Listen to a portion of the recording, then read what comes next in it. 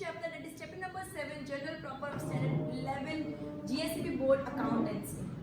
Basically general proper होता है, general proper एक ऐसा जनरल मतलब ऐसा अकाउंट है या ऐसा बुक है जैसे सब सब्सिडरी बुक्स होते हैं, कैश बुक होता है, परचेस बुक होता है, परचेस रिटर्न बुक होता है, वैसे एक कॉमन चीज़ों के लिए एक सब्सिडरी बुक बनाई जाती है जिसको बोलते हैं general proper.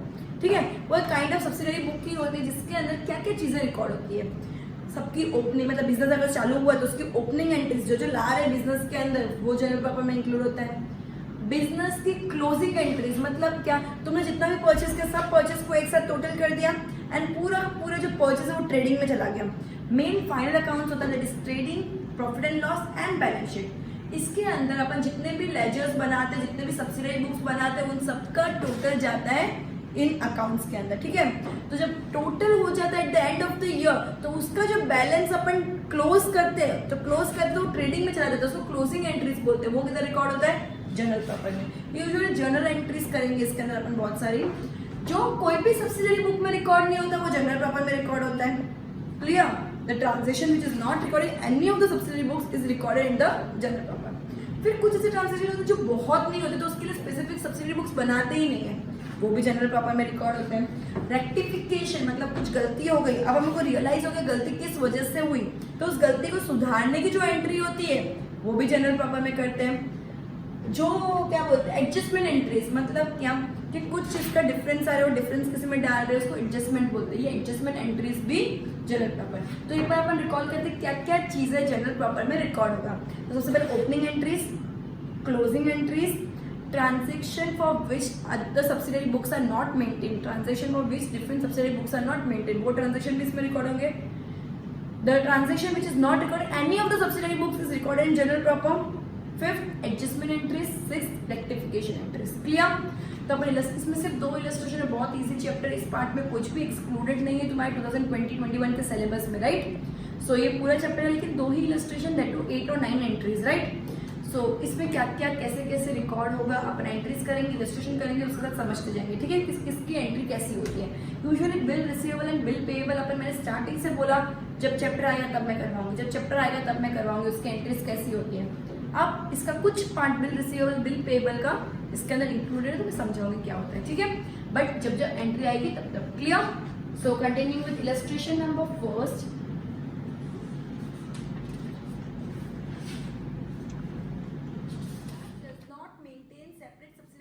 Bills receivable. Yuvraj ने अलग से सब्सिडरी बुक नहीं बनाई, किसके लिए नहीं बनाई? बिल्स रिसीवेबल के लिए नहीं बनाई. ठीक है, बिल्स पेएबल के लिए भी नहीं बनाई, परचेस रिटर्न की भी नहीं बनाई, सेल्स रिटर्न की भी नहीं बनाई. Usually purchase return and sales return की सब्सिडरी बुक्स होते हैं लेकिन काफी ऐसे फर्म्स होंगे जिधर 1-2 ही एंट्री, तो उन लोग अलग सब्सिडरी बुक नहीं बनाते, सब एक साथ जनरल प्रॉपर में रिकॉर्ड कर लेते हैं. करेक्ट. सो इसने 4 बुकें नहीं बनाई, bills receivables, bills payable, sales return and purchase return. इन 4 बुक्स को नहीं बनाया, तो इनकी जितनी भी एंट्रीज वो अपन जनरल प्रॉपर में रिकॉर्ड करेंगे. ओके, सब अपन एंट्रीज समझते हैं. Pass the following transactions in the journal proper. Journal proper का क्या फॉर्मेट है? सेम जनरल एंट्रीज वाला. ठीक है. सो सबसे पहले क्या लिखेंगे? युवराज की बुक से तो journal proper of Shri Yuvraj, journal proper of Shri Yuvraj. Okay, just a minute.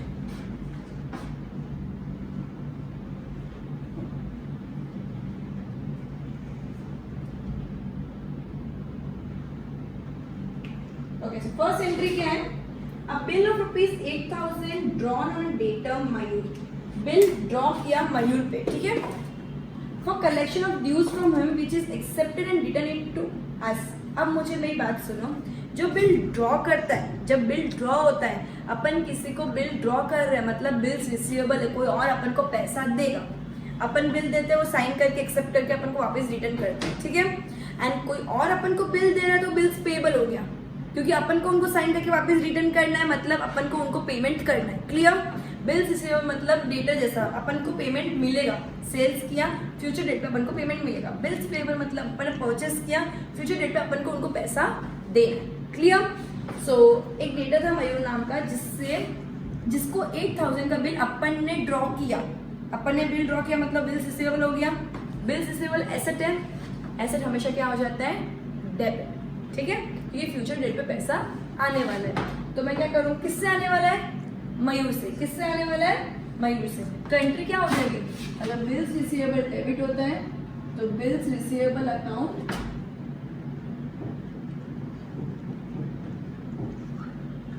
Debit to, कौन देने वाला है, किसने, कौन सा एंट्री रिटर्न करने वाला है, Mayur. So to Mayur account particulars LF debit credit. So amount कितनी आ जाएगी, 8,000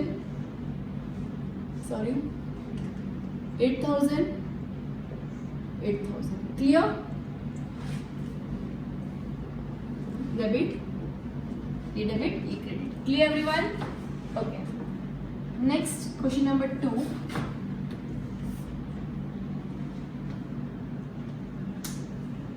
we accepted a bill of rupees 5,000। अपन ने एक्सेप्ट किया, मैंने क्या बोला, अगर अपन ड्रॉ कर रहे हैं तो बिल्स रिसीवेबल होगा, लेकिन किसी और ने अपन को ड्रॉ किया, अपन ने एक्सेप्ट किया तो क्या हो जाएगा, bills payable. So we accepted a bill of rupees 5,000 drawn by Ketan. Ketan ने ड्रॉ किया, अपन ने एक्सेप्ट किया, right, against his debt of rupees 7,000 which we accepted and return to him. तो क्या हो गया, बिल्स पेएबल। अब किसने दिया, बिल्स पेएबल हमेशा क्रेडिट होता है, कि क्रेडिटर्स हमेशा क्रेडिट होता है, राइट। सो क्योंकि अपन को पैसा उनको देना है। सो केतन ने दिया तो Ketan account debit, Ketan account debit to bills payable. कितना अमाउंट है, 5,000 अमाउंट है। सो 5,000 अपन बिल ड्रॉ कर रहे हैं तो अपने लिए वो बिल्स रिसीवेबल हो जाएगी, दैट इज डेबिट। एंड अगर अपन बिल एक्सेप्ट करके रिटर्न कर रहे हैं तो अपना लिए बिल्स पेएबल हो जाएगा, जो बिल्स पेएबल हमेशा क्रेडिट होता है, correct. Next, the bill accepted by Mayur was dishonoured on the maturity date. मतलब क्या, कि अपन ने बिल मयूर को दिया, मयूर ने एक्सेप्ट करके अपन को रिटर्न किया, ठीक है, अपने पास बिल पड़ा है एज अ प्रूफ कि तुझे मुझे उस डेट पे पेमेंट देना है। बिल पे डेट लिखी होती है कि ये डेट पे मैं तुझे पेमेंट दूंगा। जिस दिन देना था मयूर को पेमेंट, उस दिन मयूर ने पेमेंट किया ही नहीं, डिसऑनर हो गया पेमेंट, ठीक है, पेमेंट किया ही नहीं, तो मयूर को वापस पेमेंट करना रहेगा, राइट। तो मैं क्या करूंगी, एंट्री उल्टी कर दूंगी, मतलब मयूर को ये डेट पे पेमेंट करना था, मयूर ने नहीं किया तो मयूर को वापस पैसे देने रहे, तो ये जस्ट एंट्री उल्टी हो जाएगी, क्लियर। मतलब चेक डिसऑनर हो गया, मतलब अपन को पैसे नहीं मिले मयूर से जो डेट लिखी थी उस पर, तो वापस एंट्री क्या हो जाएगी, इसकी just opposite, Mayur to Mayur account debit to bills receivable. कितना अमाउंट है, 8,000 पूरा का पूरा अमाउंट डिसऑनर हो गया, राइट। तो डिसऑनर के टाइम क्या हो जाएगी, एंट्री उल्टी हो जाएगी। रिटर्न गुड्स ऑफ 4,000 टू चेतन। अपन ने गुड्स रिटर्न किए, किसको, चेतन को रिटर्न किया। अपन गुड्स कब रिटर्न करते, जब अपन ने किससे गुड्स लिए होंगे, तो ये क्या हो जाएगा, purchase return. This goods were purchase before 10 days on 3 months credit. Credit पे मतलब उसका नाम लिखा होगा, राइट। सो अगर अपन गुड्स रिटर्न कर रहे हैं मतलब परचेज रिटर्न हुआ, परचेज हमेशा डेबिट होता है, परचेज रिटर्न हमेशा क्रेडिट होता है, किसको, चेतन को। सो क्या आ जाएगी entry, Chetan account debit,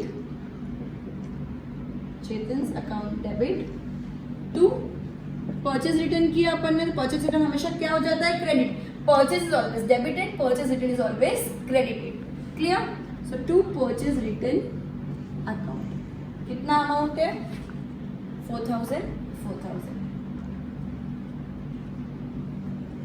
Clear students, the last entry to complete the sum, that is Pranav return goods of 2,000। Pranav ने अपन को रिटर्न किया, लोग अपन को गुड्स कब रिटर्न करेंगे, जब अपन ने सेल किया हो, तो ये क्या हो गया, सेल्स रिटर्न।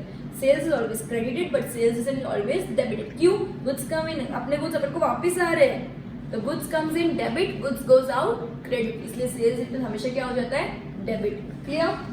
सो प्रणव ने गुड्स रिटर्न किए 2,000 के, which we have sold on 2 months credit। Credit मतलब प्रणव का नाम डेबिट किया होगा, क्लियर। सो अपन क्या करेंगे अभी, sales return account debit, sales return account debit to Pranav account, कितना, 2,000 2000. क्लियर? सब एंट्रीज हो गई अपनी. क्लियर? तो इलस्ट्रेशन फर्स्ट इधर ही कंप्लीट होता है. Continuing with illustration number 2. आज ये चैप्टर अपन कंप्लीट कर देंगे, right? So illustration number 2, record the following in the journal proper of Shri Amarnath. So ये पहले अच्छे से गो थ्रू कर दो तो मैं नेक्स्ट इलस्ट्रेशन शुरू कर देती हूँ.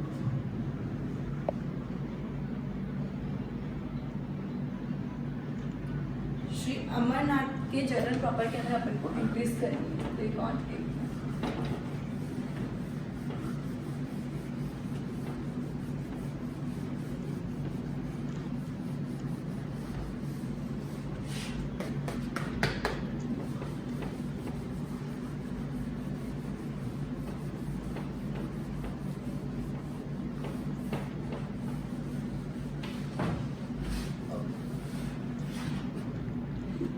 General proper of Shri Amarnath, right?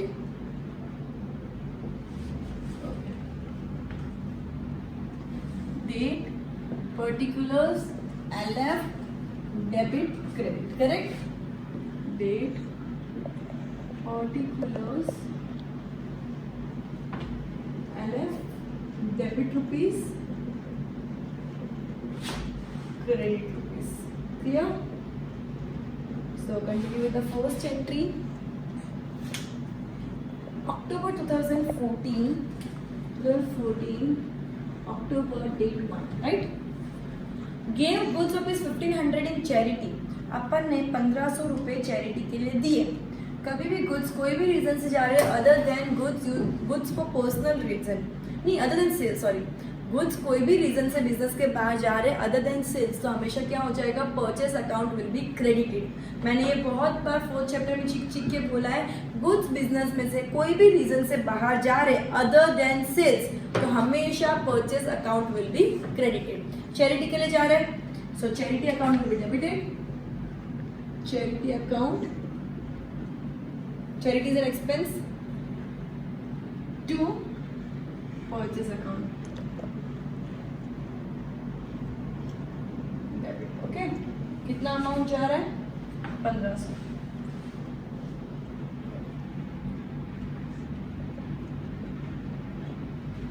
Next, second, distributed goods of 3000 as free samples.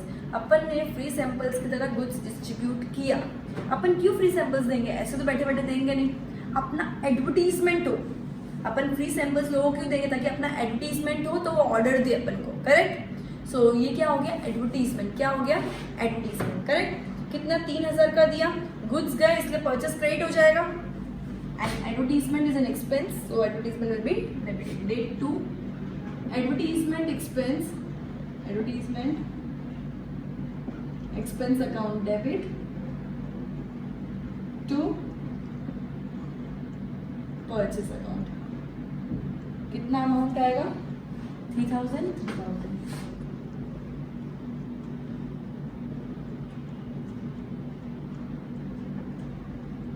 Okay. Next. Took goods of 2500 from the business for personal use. जब भी बिजनेस में गुड्स पर्सनल या कोई भी चीज पर्सनल यूज के लिए तो क्या हो जाता है, ड्राइंग. पर्सनल यूज के लिए कोई भी चीज लेने को क्या बोलते हैं, ड्राइंग. सो ड्राइंग अकाउंट डेबिट. ड्राइंग हमेशा क्या हो जाता है, डेबिट होता है. एंड बिजनेस में से गुड्स गए कोई भी रीजन से अदर देन सेल, तो क्या हो जाएगा, purchase account will B credit. कितने के गुड्स गए, 2500 के. कितने के, 2500. Clear everyone? Okay. A bill of rupees 4000 accepted by Priyanka. 4000 का बिल प्रियंका ने एक्सेप्ट किया, मतलब अपन ने ड्रॉ किया होगा. अगर अपन ने ड्रॉ किया तो वो क्या हो जाता है, bills receivable. Clear? Was dishonoured on the maturity day. अब वो डिसऑनर हो गया मैच्योरिटी डे, मतलब अगर बिल्स रिसीवेबल की क्या एंट्री की होगी अपन ने, बिल्स रिसीवेबल की अपन ने एंट्री क्या होगी की होगी, बिल्स रिसीवेबल टू प्रियंका की होगी. लेकिन अपन को डिसऑनर की एंट्री करनी, तो अपन क्या कर देते, पूरी उल्टी कर देते एंट्री को. सो अपनी एंट्री क्या हो जाएगी, 4th डेट की, प्रियंका टू. कंफ्यूज मत होना, अपन को बिल्स रिसीवेबल की एंट्री नहीं करनी है, बिल्स डिसऑनर की एंट्री करनी है. Dishonour will be exactly opposite entry of bills receivable. So Priyanka account will be debited to bills receivable. Bills receivable की एंट्री क्या होती है, बिल्स रिसीवेबल हमेशा डेबिट होता है, तो बिल्स रिसीवेबल टू प्रियंका, लेकिन डिसऑनर के टाइम पे एंट्री अपोजिट हो जाती है, उल्टी हो जाती है। सो प्रियंका टू बिल्स रिसीवेबल हो जाएगा, कितना अमाउंट है 4,000 राइट, अमाउंट कितना है 4,000। Okay next, an amount of 3,500 receivable from Naresh, Naresh से 3,500 मुझे लेने थे, can not be collected from him, मुझे लेने थे लेकिन मैं ले नहीं पाई, मतलब मेरा नुकसान हो गया, नरेश मुझे नहीं दे रहा है, तो ये क्या हो गया बैड डेट, क्या हो गया बैड डेट। अपन नरेश से इतना ले रहे हैं लेकिन नरेश अपन को इतने पैसे नहीं दे रहा है, तो अपना डेटर अपन को पैसे नहीं दे रहा है, तो ये क्या हो गया bad debt. Bad debt account debit to Naresh account, कितना अमाउंट अपन को वापस नहीं मिलने वाला, 3,500 रुपीज, कितना 3,500 रुपीज अपना क्या हो गया बैड डेट हो गया, क्या हो गया बैड डेट, ठीक है। Next, a bill of rupees 2,000 endorsed in favor of Pankaj against that of rupees 2,050, endorsed in favor of Pankaj मतलब क्या हुआ कि किसी ने मुझे बिल दिया कि मैं पेमेंट करूंगा, मैंने उस किसी और के फेवर में उसको डाल दिया, मतलब क्या मुझे पंकज को देने एंड किसी और से लेने, मैंने किसी और को क्या बोला, तो डायरेक्टली पंकज को दे देना, मुझे पंकज को देने और किसी और से लेने, मैंने किसी और को क्या बोला, तो डायरेक्टली पंकज को दे देना, क्लियर। तो पंकज को पैसे मिल जाएंगे,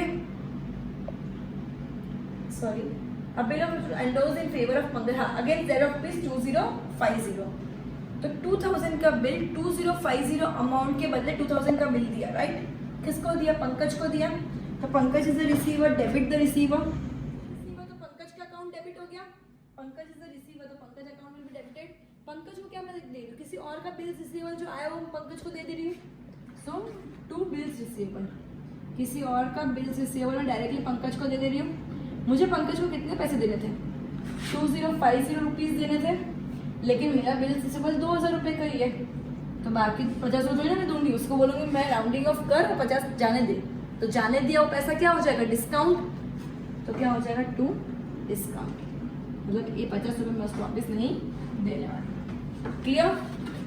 okay next amount, next entry, goods of rupees 5,000 were destroyed by fire for which insurance company accepted a claim of rupees 4,000, 5,000 के goods डिस्ट्रॉय हो गए थे फायर से, 5,000 के goods फायर से डिस्ट्रॉय हो गए थे, इंश्योरेंस कंपनी ने उसके लिए क्लेम एक्सेप्ट किया 4,000 का, जब इंश्योरेंस कंपनी क्लेम एक्सेप्ट करती है तो वो इंश्योरेंस कंपनी डेबिट हो जाती है, क्लियर।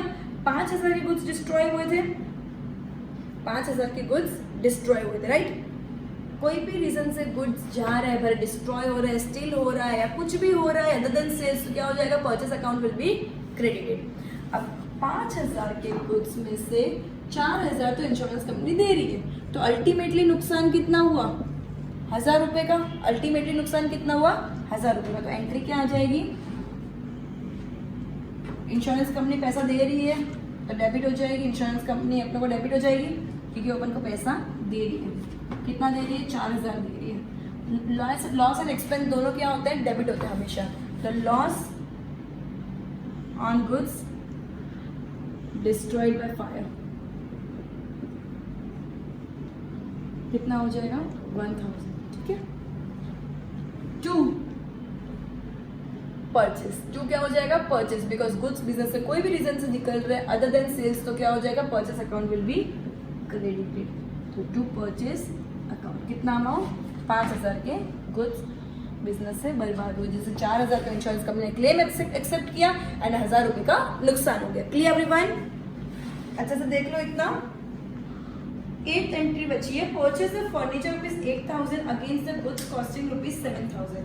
अपन ने एक फर्नीचर परचेज किया जिसके बदले 7,000 के गुड्स दिए, अपन ने 8,000 का फर्नीचर परचेज किया जिसके अगेंस्ट 7,000 के गुड्स वापस रिटर्न किए, तो अपन ने कितने गुड्स दिए 7,000 के, अपन ने 8,000 का फर्नीचर परचेज किया जिसके बदले 7,000 के अपने गुड्स दे दिए, कैश नहीं दिए, अपने गुड्स 7,000 के दे दिए, तो अपना कितना गया, अपना 7,000 गया ना, अपना 7,000 का गुड्स गया, 8,000 के फर्नीचर के बदले अपना क्या गया, अपन ने अल्टीमेटली कितना 7,000 का खर्चा किया गुड्स के पीछे, तो गुड्स 7,000 के गए, तो एंट्री क्या हो जाएगी, तो शॉर्ट में एंट्री करिए, तो देख लो फटाफट अब फर्नीचर आया तो फर्नीचर एसेट है तो furniture account will be debited, furniture account debit to goods business में से कोई भी रीजन से जा रहे अदर देन सेल्स तो क्या हो जाएगा, purchase account will be credited, कितना जितना अपन का गुड्स का जो रेट है वो आगे अपन को कितने भी अमाउंट का मिल रहा है डजंट मैटर, अपन ने उसके पीछे कितने हजार के गुड्स दिए वो मैटर करता है, ठीक है। तो 8,000 रिलेवेंट ही नहीं है, 7,000 का ही फिगर अपन को कंटिन्यू करना है। एक बार अच्छे से सब एंट्रीज कर दो, गो थ्रू कर दो।